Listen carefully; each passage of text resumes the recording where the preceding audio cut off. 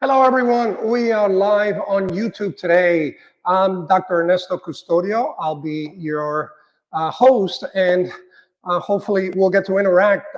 This is an unusual time for us at Agile Genesis to have a live session on Friday, but this week we were caught up in working with our clients, and we're not able to keep our regular time.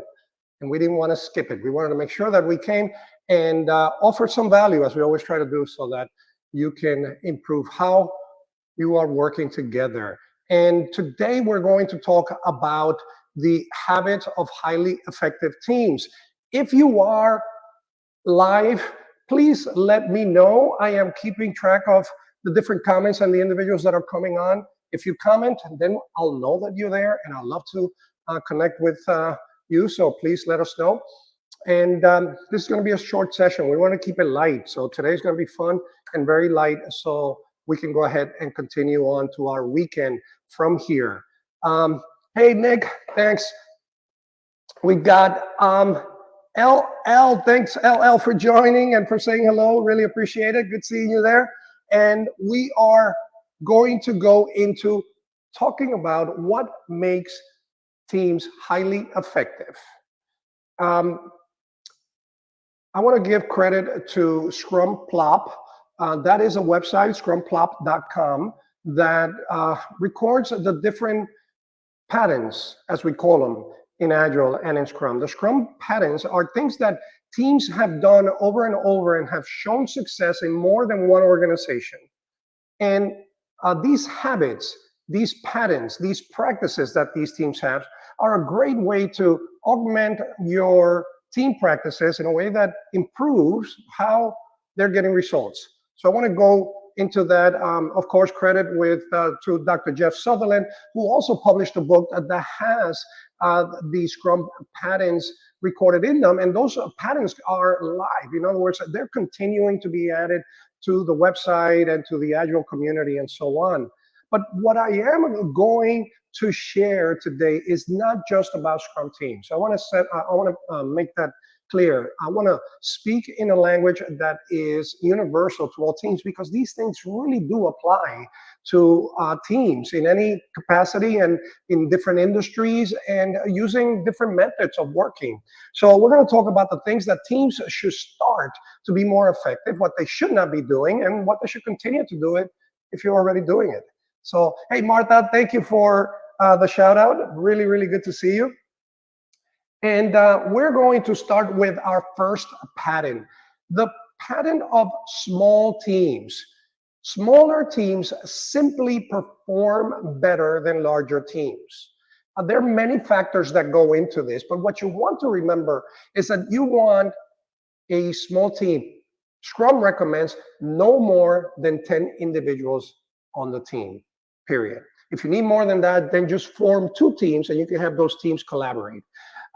Several reasons. I'll give you a few. Number one, when we have a large amount of people, the lines of communications become very, very complex. They grow at a much faster rate, and we start to get confused about what's happening in the team, and we miss out on conversations, and it's hard to keep up. So what happens is we create sub-team formations. We start to create our own teams. We call them cliques, right? The idea that we're reaching out to certain people only, and we're keeping meetings smaller. If we have our teams that are small from start and they're working together, everyone's in it to win it. So keeping your teams small and stable is a phenomenal way of improving your team. So what's your action item? What should you start doing? If you have a large team, let's say you have a team of 15 people, split it in half. Split it in half. You'll have 7 people on each team or 8 on the other, right? Don't go splitting people in half. But split your team in half so that you can benefit from that team cohesion that happens. And then keep those members in those teams dedicated. Don't go bringing them from one team to another.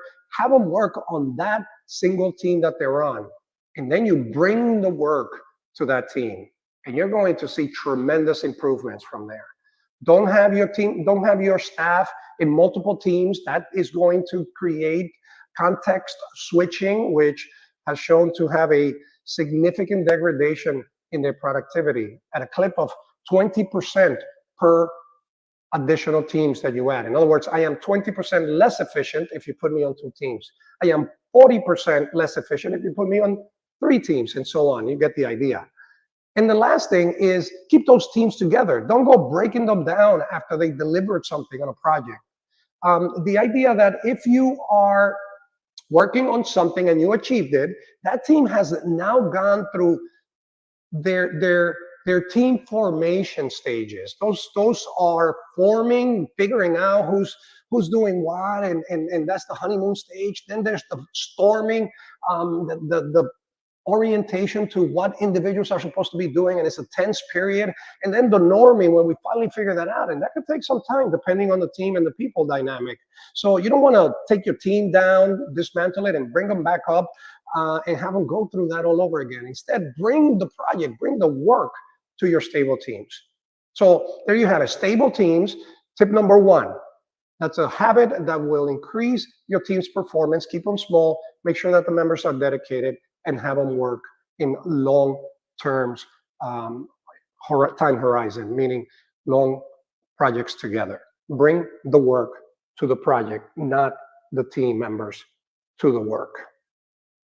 Next, we're going to talk about swarming. Swarming is a very, very powerful habit, a pattern that we are able to use in small teams. There is that reinforcement of why small teams are better as well.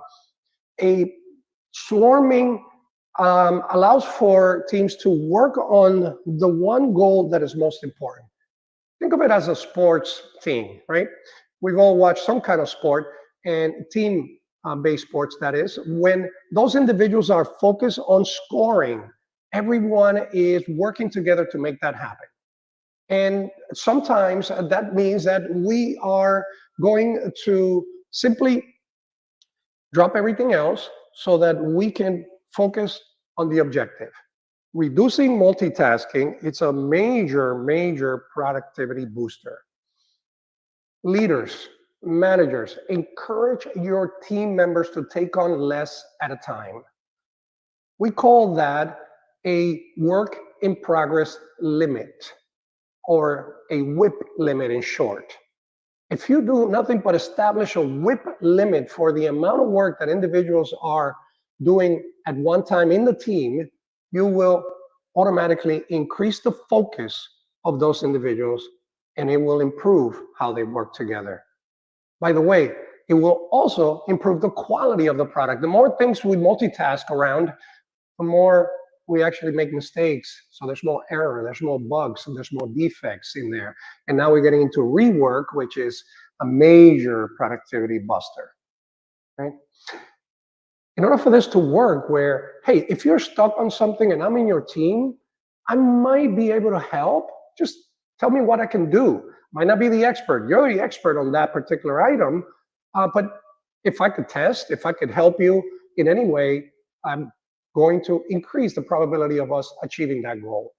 For that to happen, we need to spend the time, make the investment in creating T-shaped individuals. T-shaped individuals are individuals that they might be deep in one expertise, but they can perform other things. They're wide in other things. They might not be the best at doing those other things, at designing or at testing or whatever that might be that requires us to achieve the goal. So make sure that you invest in creating these multi-skilled individuals so that the teams are able to swarm, the team members are able to swarm. Swarming is a very, very powerful thing. If you've got 5 team members, or this is just a guidance, it's not a rule, but if you've got 5 individuals in a team, have them work on no more than 3 things at once, right?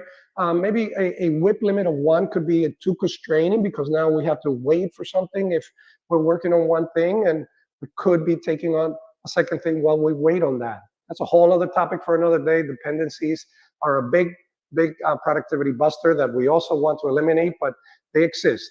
So maybe 3 items for a team of 5 or 6 is a great way to encourage that swarming to happen. Everybody to come together to achieve that one thing. That's how we start to create that team cohesion. It creates a focus and it creates higher quality and higher productivity, right? I also want to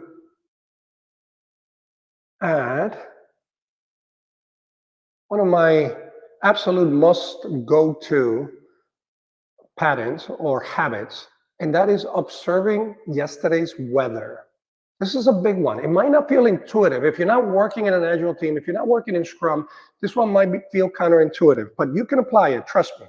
What you do is, I'm going to go big here on this one because it's got some letters. So I am going to put it, oh, instead I actually made it smaller. How about that? What you want is to be able to take the performance that the team had. Let's say they worked on a few tasks. I'm going to call them tasks just to simplify that and not create agile language around this. If they worked on a few tasks last week and they were able to deliver, let's say, 4 tasks of similar size last week, well, with nothing different, all team members being the same and everybody being present, no one's going on vacation or maternity leave, then maybe what we have is the opportunity to deliver 4 more items of the same size. That's a very long way of saying, hey, just look at what they did before to determine what they're able to do again.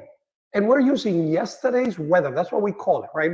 We average that out over a period of time. So if your teams, if you look at it and you're orienting around a 1-week time horizon, you're going to see how much can they deliver this week, or how much did they deliver last week? I'm sorry.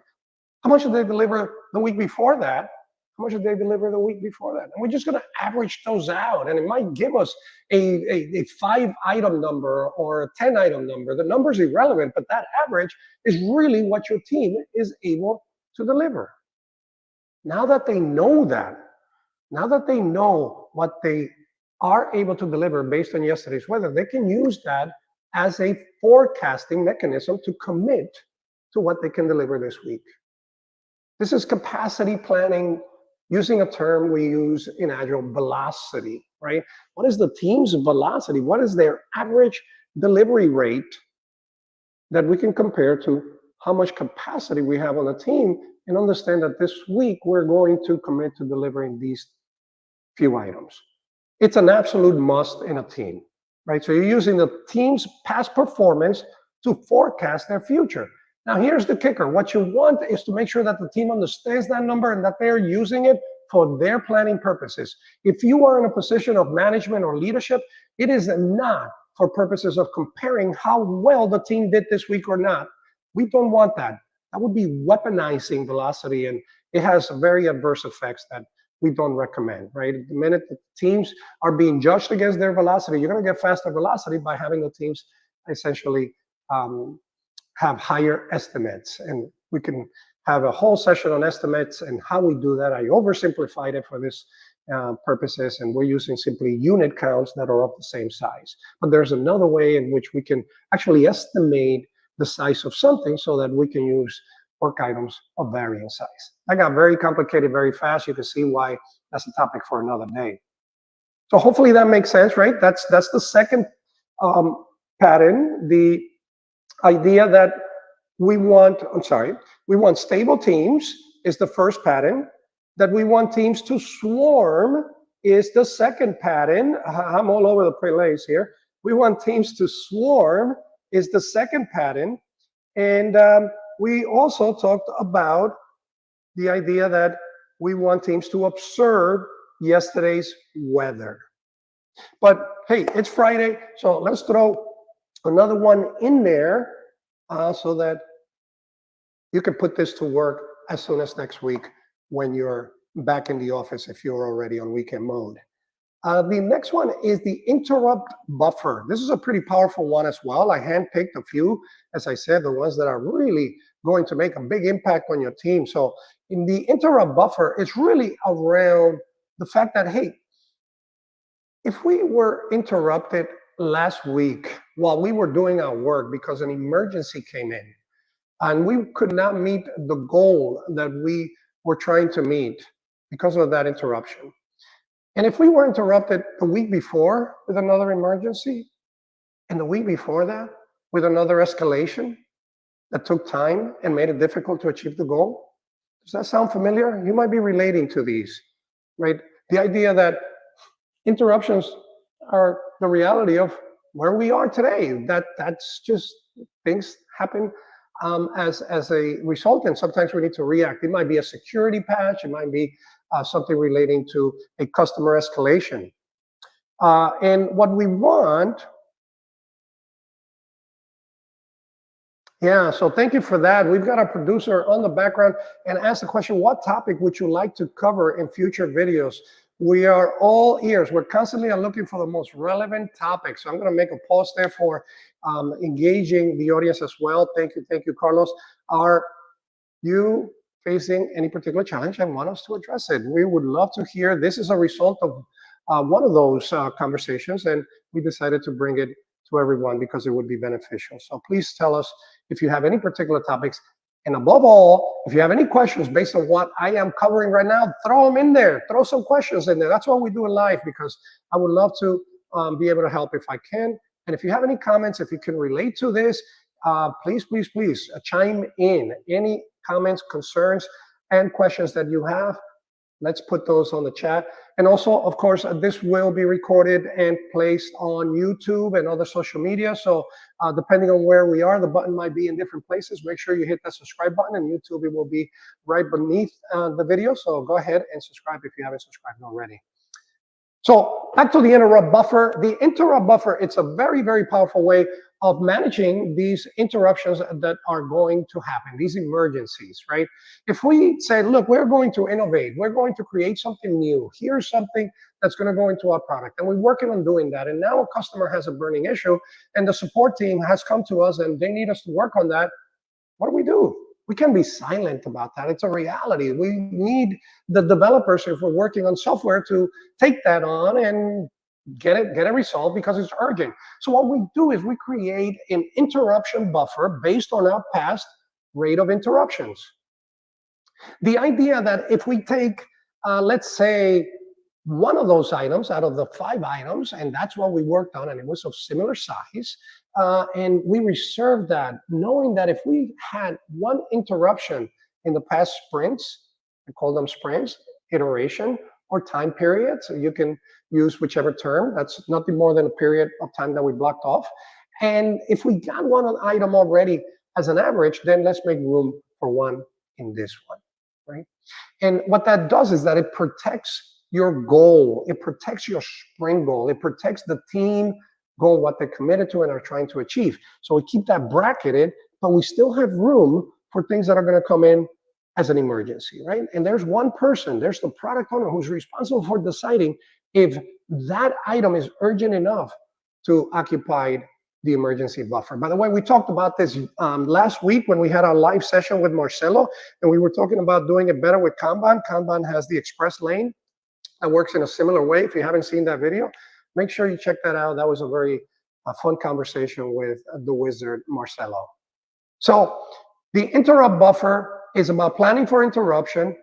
We include a buffer in our planning for the period that we are committing to, for that week, for that sprint.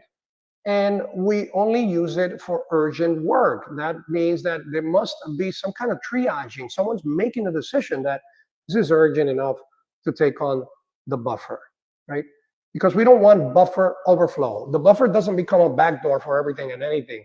It's a very, very well-established capacity that we've allocated, and we want to protect it. So these are for the things that are absolutely urgent. If you are in a sales position, if you are in a marketing position, if you're in a development position, and you don't have an interrupt buffer, think about how you might be able to do that so you can continue to meet your goal and still be able to react to those things that are going to come up because they have come up before. Okay. So we got future topics, getting leadership buy-in for an agile transformation. I love that. That's a very, very big deal in how we go about transforming agile teams. And We often come up against leadership resistance, or sometimes the leadership is just not giving us the right support or the right buy-in. Not that they're bad people, it's just how do we go about ensuring that the leadership has the proper understanding and the support that the teams need to make this successful. So I went off on a little tangent because I love that topic, as you can tell, Nick. Thank you for suggesting that. We'll definitely make a note and maybe come back with a live session on that. So let's go to our next pattern, and that is our emergency procedure. Now, I was just talking about urgent issues. Isn't that the same thing? Absolutely not. This is talking about establishing a process for what we do when we can no longer meet the goal. When we are up against the wall and we know that we're not going to be able to make it, what do we do? Think about it this way. If you're on an airplane and the plane hits turbulence, well, there's already a procedure for that. There's no time for the crew to get together and plan how they're going to be addressing that turbulence, right? If it's bad enough, well, the oxygen masks drop. There's already been instructions provided to the passengers on the proper position and what to expect, and the crew is working on mitigating the things that might come up. That has already been done, that has already been practiced, that it's already been agreed. So when we hit an emergency, and an emergency in this case is we cannot meet the goal that we established for this period, for this sprint, for this 2 weeks, whatever that time period is. If that's the case, you need to have maneuvers that are going to enable you to hit that goal.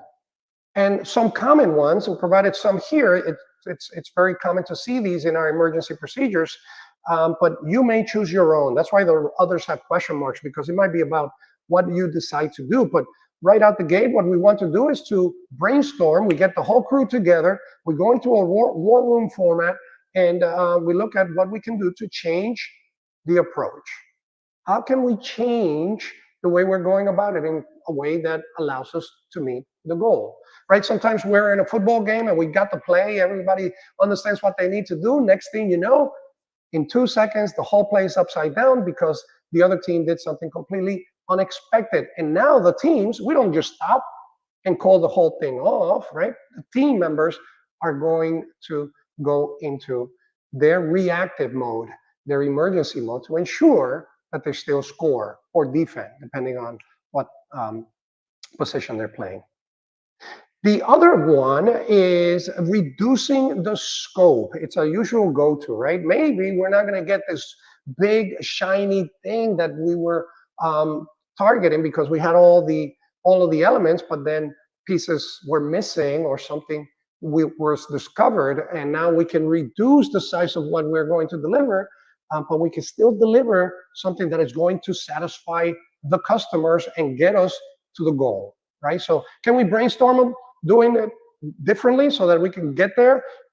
Can we change the scope or reduce the scope so that we can still hit that? And do we have other teams that can help? Can we solicit help from team members that can help in doing so? Be careful with that one. This is not about going around grabbing bodies and putting them on the team. That is sure to slow down your team and not make the goal, because you're going to go through forming, storming, and norming again, right? Anytime we add changes to the team or we make the team bigger, we can actually slow down the team. We don't want to do that. What you want to do is to take a team that is stable and producing and see if they have the right bandwidth to take on the excess work that was discovered, so that together, as a team of teams, we can get there, right? Those are just recommendations. Emergency procedures, they could mean different things to different products and different organizations. But in the end, it's really about treating an emergency like one, right? It's very important that an emergency is recognized to be an urgent thing and that we treat it as such, and we need to have the procedures for that, right? And the last one, because we are talking about Friday, where people tend to be more energetic and are looking forward to the rest of the weekend, we want to bring some of that to work. We want to get people to be happy in the work that they're doing and in their work environment. So a great pattern is the happiness metric. Now, I'm not just saying keep your people happy because it's the right thing to do. That is a given, and you should. But it also makes economical sense. It makes productivity sense. It just benefits the organization all around. Happier people simply produce better work. It's been shown to be the case over and over and over and over. People that are working under the thumb of uncertainty do not do well. Fear is not a good motivator. It is a temporary band-aid until someone can find an alternative to that condition. So what you want is to monitor your team's happiness. At the end of each period, at the end of each sprint, or every 2 weeks, just take a quick reading on where your teams might be. How are they feeling? Maybe it's as simple as a Likert scale where they're feeling sad or they're feeling happy, and we're monitoring that. And if we see that going down, we're using it as a way to react and improve their level of happiness. Other things that help a lot with that are providing the teams with a purpose. So I took a page here from Peter Link in Driven, fabulous book, highly recommended, on what motivates individuals, especially knowledge workers. And it turns out that the three major intrinsic motivators are purpose, the pursuit of mastery, and having autonomy. So what we want is to give these individuals a clear purpose. That is our product goal. That is our strategic vision. Why did you get up in the morning and are working on this? It's not to get a salary. It's because there's something more that you are connecting with in that organization. So we want to make sure that our people understand what that vision is, what that goal is for what they're working on. The pursuit of mastery is the idea that, hey, we're showing our work to the people that are using it, whether it be internal stakeholders, whether it be external customers. We're actually getting in front of them, and we are providing them with a way to inspect what we did and to get feedback on that, and how valuable is it, and if we can improve it, that's even better, right? Because now we can go back and get that even to be even better for them. So we are getting better and better at what we're doing. Also, getting individuals in T-shaped form, getting them training, getting them coaching, all of that goes a very, very long way to get individuals motivated and happy. How many of us have been in jobs where we were just expected to move items from here to there, and that was all there was to it? And if that had been our job for the rest of our lives, we would have been miserable. So we want individuals to be motivated through that pursuit of mastery that we are giving them the opportunity to have. And the last one is the autonomy. In Agile, we are big on self-managing and self-organizing individuals. We are trusting individuals to take charge of their own work. That's why we hire them, because they are able to do what we need them to do. If we just hired a pair of hands, now I've got two jobs, right? I have to move your hand, and I also have to move mine. Instead, what we want is to lead these individuals through purpose in a way that they are surprising us every time, because they're coming up with they're motivated, so they're coming up with these creative solutions that are making our product, our services, our organization better. So do observe your happiness level in your staff. Is extremely important. Not doing so is going to result in poor products, is going to result in turnover, is going to result in a lot more work for you. Okay?